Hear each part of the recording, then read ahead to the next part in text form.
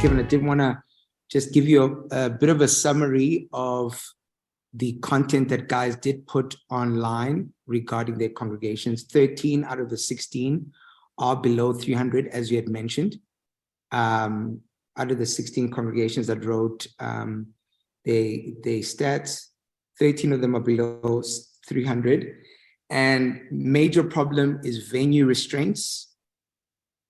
Second to that is discipleship culture. Third would be leadership, either loss or retention or growth of leaders. And fourth is finances. Great. All right, over to you. Okay, super. Those are fantastic. That's great insight. You know, the question about regaining momentum, jumping the S curve, all of those questions, when you come up against a barrier, obviously you're looking at, you would immediately through this lens of spiritual, personal, relational, organizational, missional, and contextual, you look at the organization, and immediately I look at structure, strategy, systems, and personnel. Immediately, those are the things that I look at. Now, what I'm going to talk about is a combination of mission, or the 4 E's. So get it, whatever. And if you don't have the 4 E's, whatever your missiological breakdown is, the 5 R's, the 4 E's, the 12 Q's, whatever it is. So that your discipleship process, philosophy, all of that, as you mesh it to your organizational capacity to organize it and to execute it, okay? So I'm combining the missional and organizational piece, and that's what I'm going to be talking about. How do you take the Great Commission and the Great Commandment and organize them? And so, first of all, I want to talk about what organizing is and what it isn't. Organizing is not spiritual. Organizing does not create life. Organizing is functional, and organizing helps sustain life. Doesn't create it, but good organizational process helps sustain life. Back to Adam and Eve. They were to tend to the garden. They were to keep the garden. That meant they were to trim the trees. See, entropy was in the Garden of Eden before sin. And so they were there to make it more fruitful. Organizing is that single idea. So it's to take the life that's there, sustain it, and even make it more and more effective. Organizing doesn't create spiritual life, but it aids significantly in sustaining and expanding it. When you create a plan and you organize, because you're at a barrier or not at a barrier, there are 3 ways to plan. You can plan in pencil, you can plan in ink, and you can plan in blood. Perfectionists plan everything in blood. A perfectionist thinks everything is equal. What you plan in blood is the gospel must be preached. That should be planned in blood. That never, never, never changes. Your desperation for the Holy Spirit. And when you do that, I know that charismatics tend to think that you don't organize, because everything the Holy Spirit does is certainly unorganized. I couldn't disagree with that more, but we'll just say that you write that in blood. Your desperate need for the Spirit of God to show up, your desperate need that gospel permeates everything, that should be infused into your organizational strategy, infused and written in blood. That never, the cross, the resurrection of Christ, the miracles in the Bible, the miracle working power of the gospel, all of that has to be infused into your organizational capacity, and that is written in blood, the blood of Christ. That must be in plans, and I can tell you right now, that's not always in those plans. Second, ink. A few things should be in ink, hard to change. your 4 E's, whatever your discipleship strategy is in ink, and everything else is in pencil. Everything else. You have these two tensions, anarchy and bureaucracy. Those are the two tensions of organizing.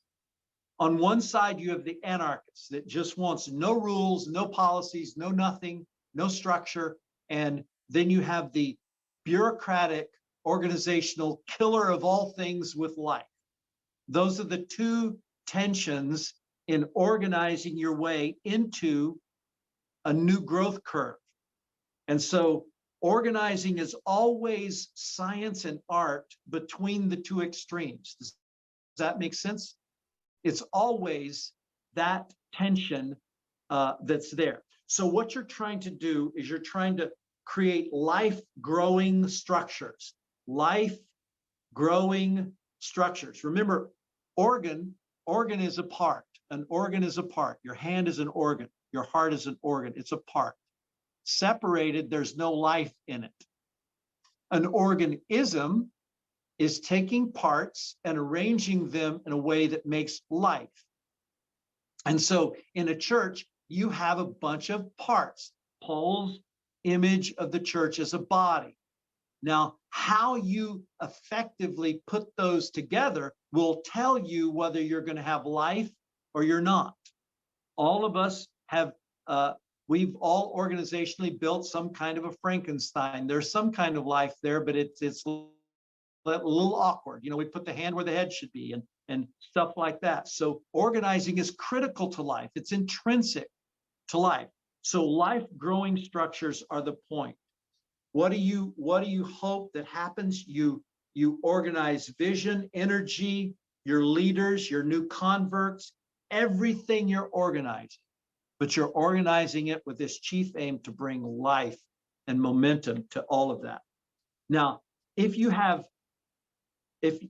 lack organizational skills, which is one of the greatest barriers, I think, in all churches, is this barrier we're talking about, the missional organizational marriage. The marriage of those two. It is globally and throughout all of church history, one of the great barriers.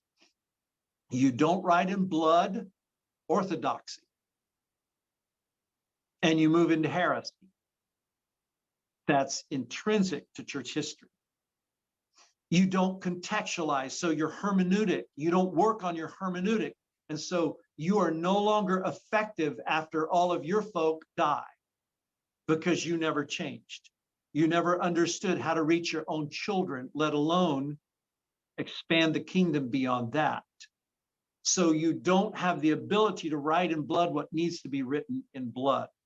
And when you merge these two, you have, that's why this is intrinsic to being a godly Christian and leader. Now, what happens in organizing is if you're bad at organizing, now all of a sudden your vision is clouded. You cloud your vision if you're a poor organizer. Now, let me tell you how you make a culture. I know all of you talk about discipleship culture. Well, let me tell you what that means. It means the way you see discipleship, the things you say about discipleship, then you systematize. See, say, systematize. The rhythm of those three and your ability to do those three well will establish what culture is. Your inability to do that also frames culture in an aberrant way. In an aberrant way. So if you're fuzzy about your vision because you don't strategically organize it, then vision becomes clouded. You are disorganized. And in a cloudy vision, what you say and what you do seems at odds and vision dissipates. Now that's very critical because when I do surveys, you guys will see on my surveys, I ask you, what's the vision of your church? What do you think I'm looking for? I'm diving right into culture. I'm diving right into culture. I am looking for that piece. Bad organizational things cloud vision. Next, if you're unorganized, energy is used up way too fast. An enormous amount of energy it takes to create a single result. Thus, energy quickly is drained. These are just my thoughts. Energy is quickly drained over time, and tenured leaders are too tired to try to produce results in your environment. Great leaders in bad organizational environments eventually check out because they go everywhere else in good environments and the same amount of energy produces, but when they're in your church, because you're disorganized, because the parts don't work well together, for them to create a discipleship culture is far more difficult. And you will begin to lose leaders because your ability to lead and your credibility to lead and ultimately your viability to lead are all at stake. When you are a good organizer, your ability to lead is far more enhanced. Your credibility in leadership, I see it, I say it, and I systematize it. That means everything I see and I say, I actually action that and execute that and evaluate that and adjust that. So see, say, systematize, that is critical. And when you are organizing these life-growing structures, energy is honed, energy is focused, and you've created the kind of organism that is easier to make those things happen in that environment. Next, leaders. Leaders beget leaders, and when I find highly unorganized environments, you can see that leaders are really, you just lost most of your leaders over time. Life-giving structures are the result of leadership that believes it's not an option to organize.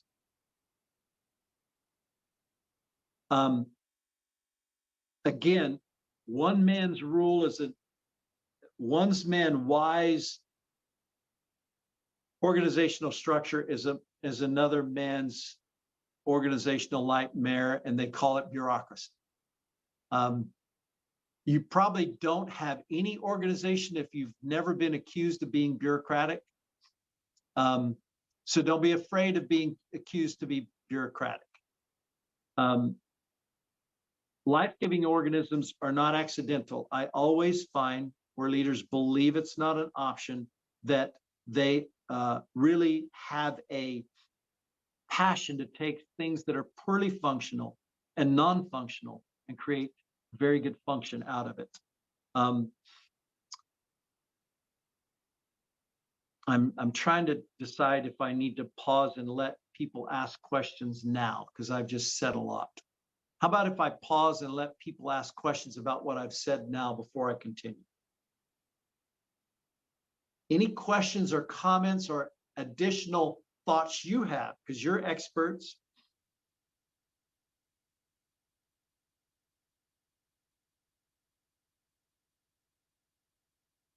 Neil from Every Nation Dorado, you want to ask your question? Pastor Kevin, good day. Hello, sir. A question. Yes, thank you. Just a question that links the previous session with this one is, for example, if you're a leader that's at 300-400,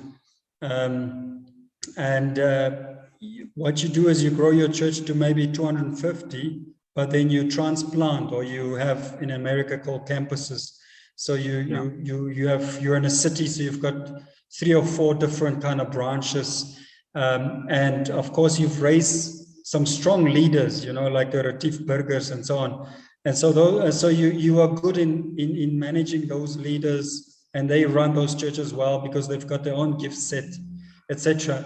So even though you've got a certain barrier, but the way you kind of multiply the church and transplant, etc., you're able to kind of bypass your own personal barrier. Is that a possibility, what I'm explaining to you?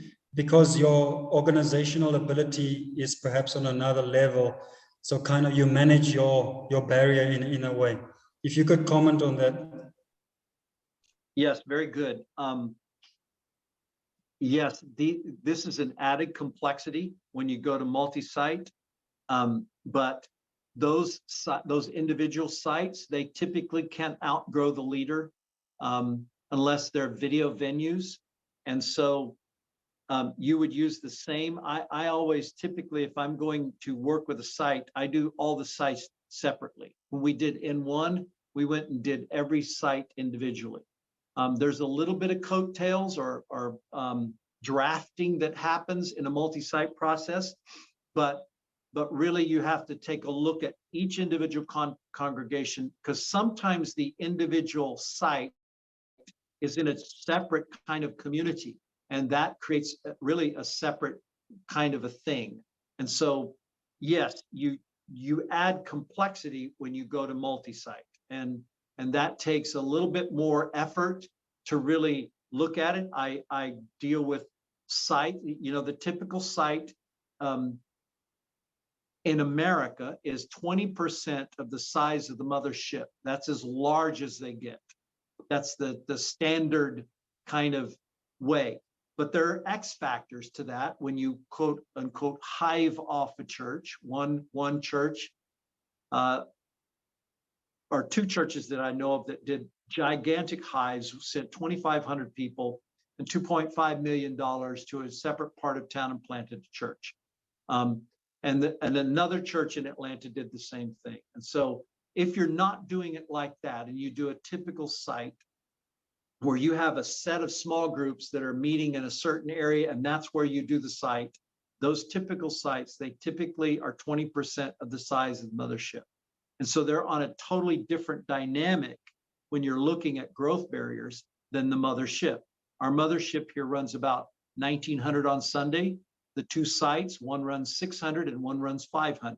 So those are radically different contexts. So if I was helping Bethel here, I would not just look at the central site. I would look at all of them separately. Did that answer your question? Yes, thank you. I think it does help. Yeah, the idea is just maybe how well you can manage leaders, and grow them as a one-on-one, with you and them, and then how well you organize yourself or your team to kind of make yourself much more efficient, if you know what I mean. Yeah. Yes, when you move to site churches, you have to totally reorganize the way you lead as the lead person. You have to organize yourself into those site leaders far more than you ever did, as far as relationship, as far as development. That becomes very critical when you move from a single site to a multiple site. That's going to be absolutely critical, is the way that you lead in that way. So yes, very good observations. Any other questions? And then I'll continue.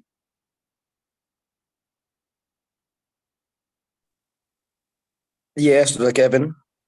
Yes. You in your last teaching, you spoke about a lot of disadvantages that one encounters when you are a disorganized leader, such as losing your leaders or losing the people that you have just evangelized or brought to church. So is it safe to say being disorganized can be one of the barriers, or one of the church growth barriers? Yes. You mentioned 6 in the beginning, but I can see that being disorganized could easily be one of those. Yes, absolutely.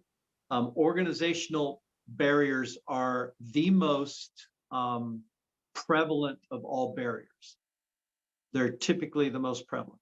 I would say personal barriers of the senior leader and organizational barriers are the two dominant barriers globally that I've seen in all contexts. So that's why it's so important to grow as an organizational leader. First of all, to have a rich theology of organizing. It's far more important, I think, for a senior pastor to understand the theology of organizing than it is how to organize, because you can get all kinds of help to do that. But unless you understand biblically, theologically, the critical, gigantic necessity of organizing and how that is a God thing, I think it's part of a Magio Dei inside of humans to organize. In fact, there's a section of your brain that's responsible for organization. If that part of your life becomes diseased or your brain becomes diseased, you can no longer function. You become non-functional, and people have to lead you. You are completely non-functional. So the idea of being disorganized is more spirit-led is astronomically insane. Now I'm going to talk about what bad structures are in a minute, and we'll pick up probably what people that say that might be meaning more than that statement. So we'll take a look at that. That's great. Life-giving structures connect to culture. Life-giving structures connect to culture. That is so critical. There are cultural rhythms. There are cultural contexts, whether it's high or low context. There's ethnic things. There's all kinds of a vast array of cultural things that must be considered. The context, remember the word context we said was a barrier. And so your systems, your organizational systems and structure and everything must connect to your culture. It must, or it will be very ineffective. Life-giving structures have good bones. Good bones. They're lean, meaning there's tensions in them. They're lean in the sense of they're permission-giving bones. They drive decisions to the lowest level. They empower people all the way up and down, the Moses-Jethro principle. They empower people all the way down. They're very permission-giving. Good structure means you are permission-giving. You have done what Jethro told Moses to do. Think all the way down to the toes, using Paul's metaphor of feet to head. Think all the way down and create organizational structures that go all the way down and then all the way up in the organizational tree. And they're very, very permission-giving, so that people can lead up. They don't have to be led down, so to speak. And that's your job to do that. Good structures are team-oriented structures. You don't lead by yourself. No man nor woman is left alone. Their collaboration and accountability and innovation, all of that is in the context of your structure, of your organizing structure. They are gospel permeated. I am sending you, Acts 26, 17 and 18. I'm sending you to open their eyes and turn from darkness to light. Every part of what you do needs to be gospel permeated, and it needs to be reflected in your structure. They give clarity. Clarity. My favorite two words for this is in Hebrews, when the writer was giving the instruction on, okay, guys, you are really messed up, but hey, I think more highly of you than that. And he's calling them back. He said, let us draw near to God. The big three let us, the let us draw near to God. Let us consider how to spur one another on to love and to good works. That word consider means to reason all the way through. It's a strategy word. It means you think all the way through a problem to the very end, and it's well thought out. It's well discussed. You understand what you're going to do, and you come up with a solution. All of that is found and tucked into that one word, considering how to spur one another on to love and to good works, which leads to the second thing, is great life-giving structures have a sense of urgency to them. And this is where many plans and processes in church don't happen. Remember, church members are not dismissed. They're sent at the end of a service. They're not dismissed. They don't click off from watching. They are sent. The difference between a sent family and a dismissed family is primarily a clarity issue. Are you considering how to spur one another on to love and to good works? When you walk out of the church building, is there a sense of urgency? A deep sense of urgency that once we leave this building, we are sent and we are accountable to one another because we have deeply considered what lies outside of these doors. We've reasoned it through up and down, and we've come to a conclusion. And we have said that this is what we're going to do. Is there a sense of urgency, a compulsion? The disciples were not very compelled at the incident where Jesus was standing with the woman at the well, because they were too involved in seeing all the other cultural things.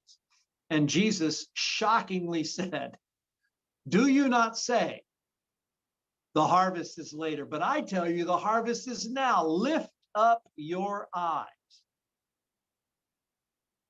You see, a good structure demands that people lift up their eyes beyond, not in spite of not becoming ignorant of the cultural context, but you have to have a structure that causes people's spiritual eyes to be lifted up to see the harvest. And so hopefully, I mean, we could spend about 6 days on these last three, but I know you shall not be able to bear up under all of that. And then life-giving structures are the kind that execute. You actually do what you say. A good structure has good bones, and execution is one of the good bones. They're underhyped. I'm not much into hype, but I'm very much into executing. I love when churches do things. And so also good structures evaluate what they execute, which is the next part. They're highly evaluative. They're constantly taking a look at what really matters. And you have to figure out what really matters. But you're constantly evaluating what you've done. I know sometimes we did projects that were experimental. I don't know if you've ever done a perhaps model. Because I was driven in evangelism, like I said, I was an expert in engaging and then nothing else. So I built a very large, shallow church. Had to be corrected, and eventually I got a grip of it, but it was a terrible thing. But we would do experiments, engage experiments. You know, we'd just say, hey, we're gonna think of this, and we're just gonna execute. We're gonna see if it worked. So you have to learn how to evaluate everything that you do from a strategic lens. Worship was one of the key things that I wanted to evaluate, was the theology of the songs. Decades ago, that was critical to me, because no one ever left my church service singing my sermon. Most of them forgot it. But what they were humming were the songs and the theology in those songs. And so that's critical. That's it for life-giving structures. Now, I want to tell you what life-blocking structures are. So write this down, because I think this is important. You can create structures that destroy your church, that cannibalize leaders, that extricate the gospel, that call into question miracles, that destroy the faith. So you can do that. And so these are just, again, these are my ruminations. This is not, don't ask me what book I got this out of, because I have no idea. Poor systems confuse leaders and lose leaders. Poor systems block effective ministry, and many times it's because other things matter more. Poor systems cloud vision. Poor systems undermine discipleship, evangelism, and fellowship. They undermine evangelism, discipleship, and fellowship. And if you put evangelism and discipleship together, that's fine. But they undermine it. The other bad thing about life blocking structures is they shape your culture into a life blocking culture.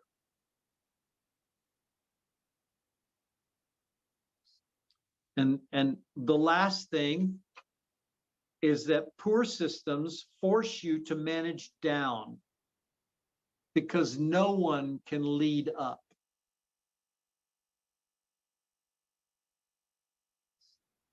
Now,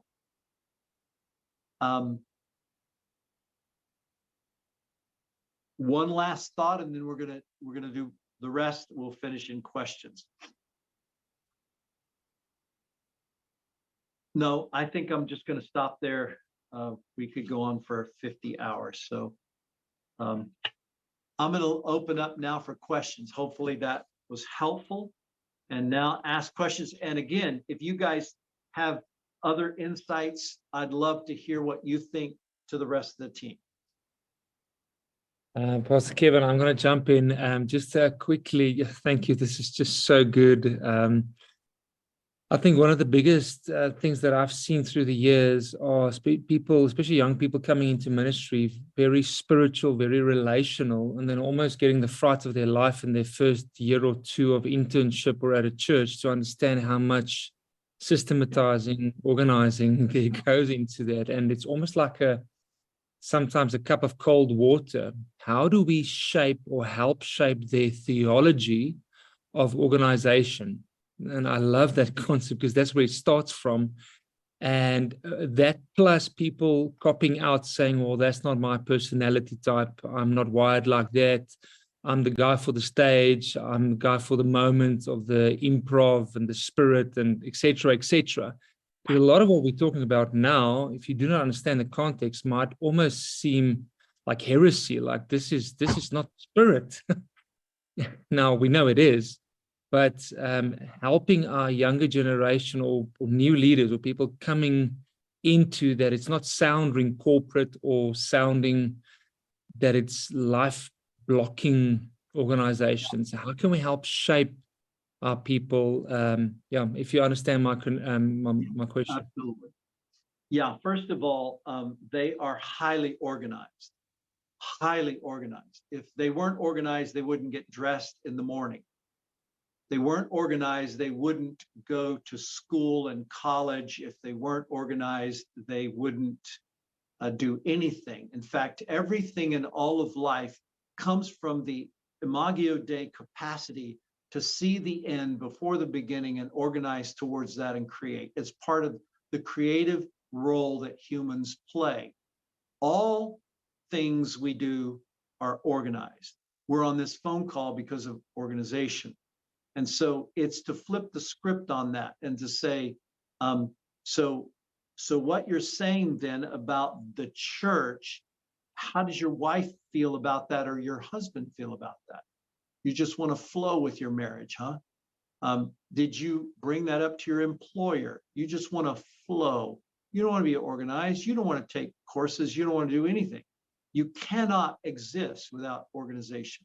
And nothing in our work, everything around you right now is because somebody organized your room, your clothes, your hair. Now, I know my hair doesn't look very organized. It's the best I could do with it. But even our hair, we organize. How many of you organize your hair every morning? You wake up and you kind of try to organize it. If you don't, you do this. I'll show you what I do.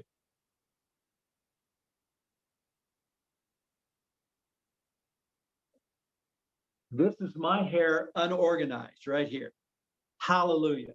This is how you will almost always see me, because I have unorganized hair.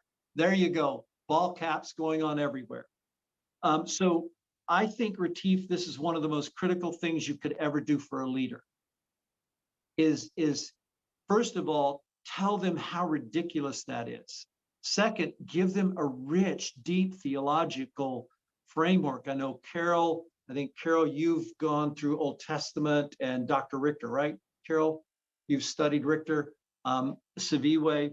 I would get a good dose of this, one of the greatest theologians I think that's alive today, Dr. Richter's whole exposition of the book of Genesis, the origins of organizing, the humans were actually made and put in a garden to organize.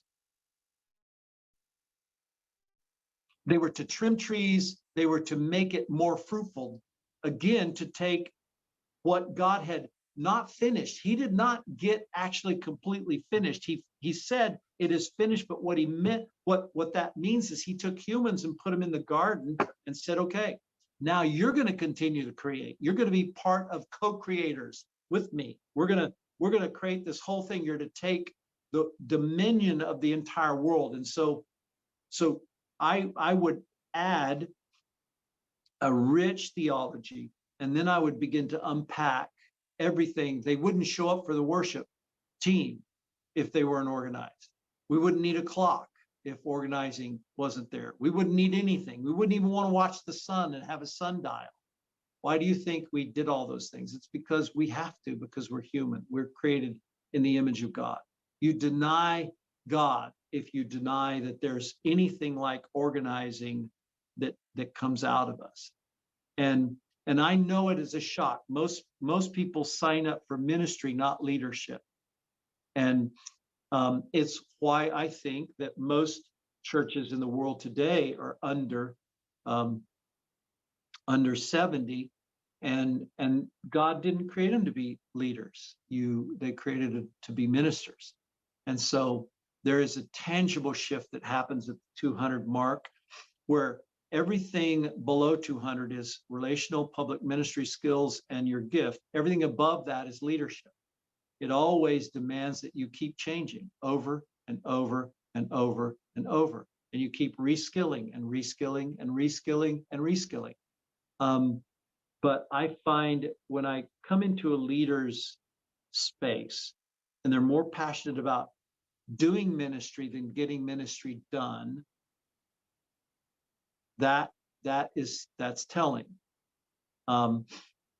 Obviously, we should be passionate about doing ministry, but as a fivefold leader, your job is to equip the saints to do the work of a ministry. And many people just don't have a passion to do that, and they're not called to do that. So I probably overtalk that, Retief, but that's a very critical part of raising up leaders with a robust, serious theology on organizing. A massive, robust one on why you organize. Pastor Carol? Yes.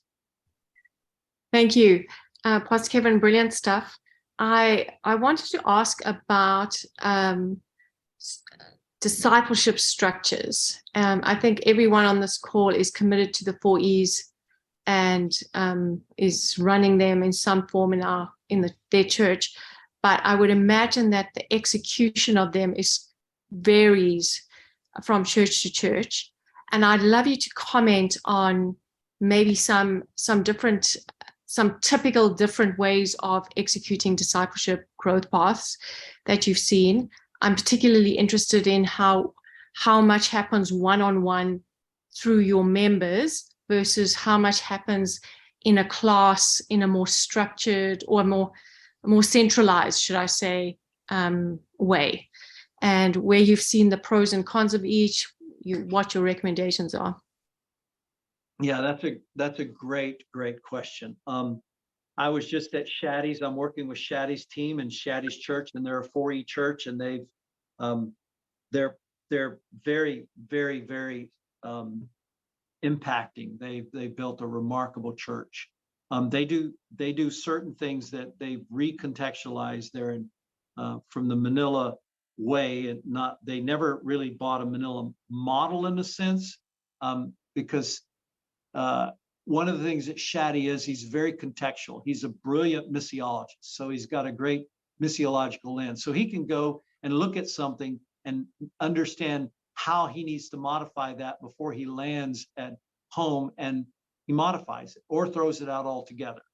And so all that I can say is that it's all over the map.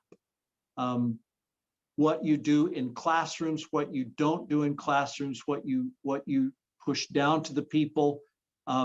Again, those kinds of things should be written in pencil. Back to what you use, what instrument you use. Your methodological approaches should always be in pencil. And what you need more than the method, what you need is a great missiological lens. And I can't say that more adamantly, because over time, methods will have to change. But if you don't have a good missiological lens, you don't know when it will have to change. But if you have a good missiological lens, and you can peer into one age group, and then generationally, you've got a great missiological lens, which I think the 4Es is more of a phenomenal missiological lens than it is a method or anything. It's an ancient, actually, missiological process. I had win, consolidate, disciple, deploy. I stole that from someone 35 years ago, before the 4Es existed. So missiologists all over the world have typically categorized the lens part in the same way that the 4Es categorizes it. So if your glasses, your missiological lens is, we got to engage, we've got to equip, we've got to establish, empower. If that's it, and you're good at seeing that, you will erase and redo the pencil lines all the time. You'll go from big groups to small groups. I was told in the US that most African Americans like big groups. They don't even like small groups. So you go to some of our African American groups, and they're very large. And so that's a tweak on the smaller, 6 to 12 people. They'll have 25 or 30 people, and they don't want to not have that many people. That's a cultural thing. I just came from a church that's a mega church thingy, was working with them in a crisis situation yesterday.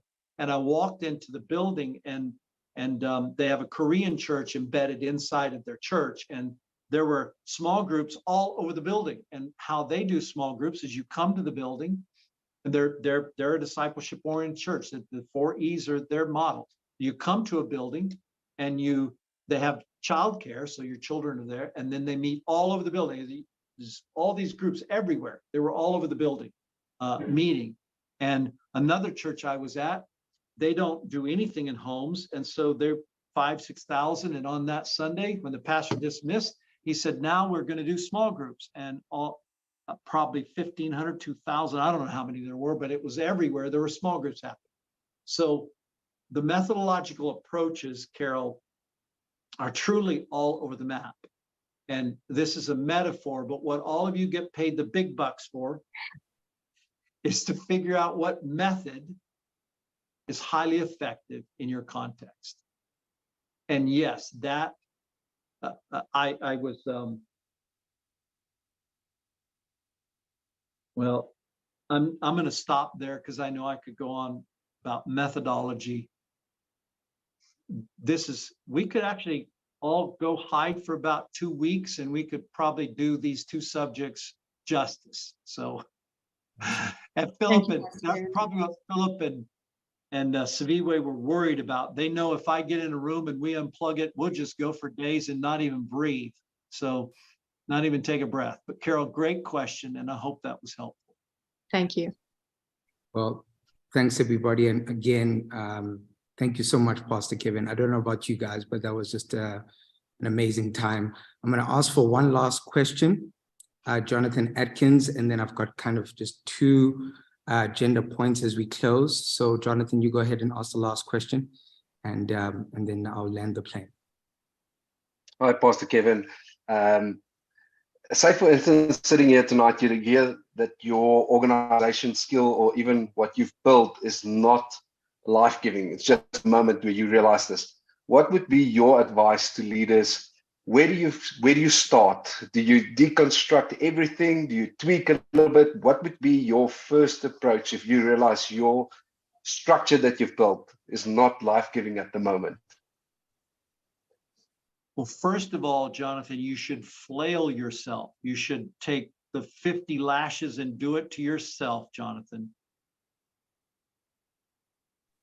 Actually, that was after I've done that. This is what I do. So I don't let very many people into the room because when I'm like that, I want to go and hide in a room with critical weigh-in type people, and I want to blow everything up. And I want to see if this is a tweak moment or if this is a complete reorg moment where you put everything out and everything up and you begin to restructure everything. Those are two separate things. You should always be tweaking. You should always be adjusting.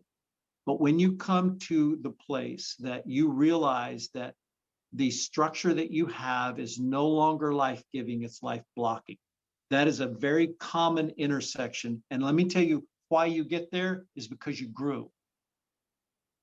Growth pushes you to have to deal with the way you're organized. Acts 6 was the classic reason. I mean, think about what was going on there. That church ran thousands. And every problem the people had, guess who they brought it to? Those few dudes holed up in a room somewhere. Every problem. And then when they brought them the widows that weren't being fed problem, that was it for them. That was the apostolic reorg moment. That was the place the apostles realized we are not leading right. That was their coup d'etat. That was their inflection point, or whatever you want to call it. And so when that moment happened, they weren't creating a diaconate. They didn't even know what that was. All they were doing was they came to the realization that they had to change the way they did everything. Everything. And when those inflection points come, Jonathan, go hide in a room and put it up on a wall and see, just experiment with it. And see if you actually need a complete restructure. Some of the things that could tell you that is how much larger are you now than when you created that structure? Ask yourself that question. So when we created this structure, we had, and I'm just going to pick numbers for easy math. When we created this structure, we had 300. We're at 600 now. Obviously, you can look at that and that would be a sign that, yeah, maybe you need to restructure everything, personnel, systems, structures, and scale it all. That's a scaling place, not a tweaking place. That's scaling. You have to rebuild everything. So how much have you grown? Secondly, when you reorganize, always reorganize for headspace. In other words, for headroom. You don't reorganize to where you are. You have to restructure where everybody has headroom, where they can grow to a different place. And it just dawned on me, I can't keep going, or I'm going to talk us right out into Jesus and the rapture and all the stuff that's going to happen in the last days. So back to you, Saviwe. All right, Pastor Kevin, you need to be out of this call in about 3 minutes. I want to ask for a quick 3 minutes with you. I want to give you, this is just for fun, a little bit, quick fire questions. And the one rule is that you can only answer with one sentence or maybe two words. Here we go. Question number 1, 6. Here it is. Question number 1. What are you currently working on in your own personal leadership?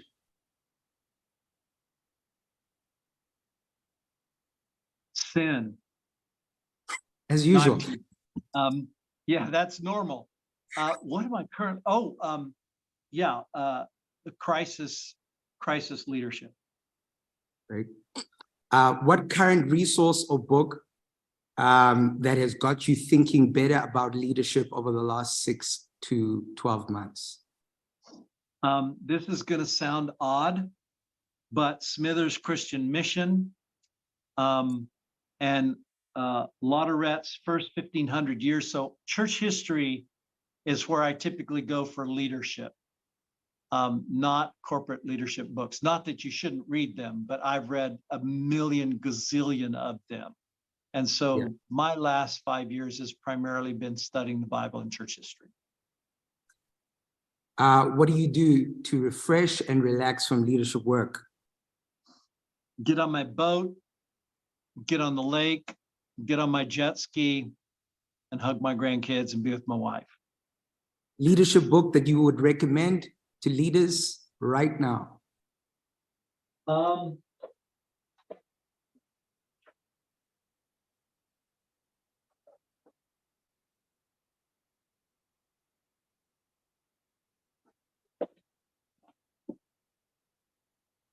Don't blow up your ministry.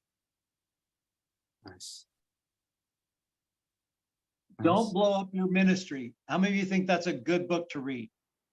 Just don't blow it up. I love this book, Managing Transitions. Managing Transitions. So I would recommend those. They're very rare in their space. So, yeah. 2 more and then we're done. What excites you when you think about the future of leadership in every nation? The best group of male and female leaders I've ever had the privilege of knowing.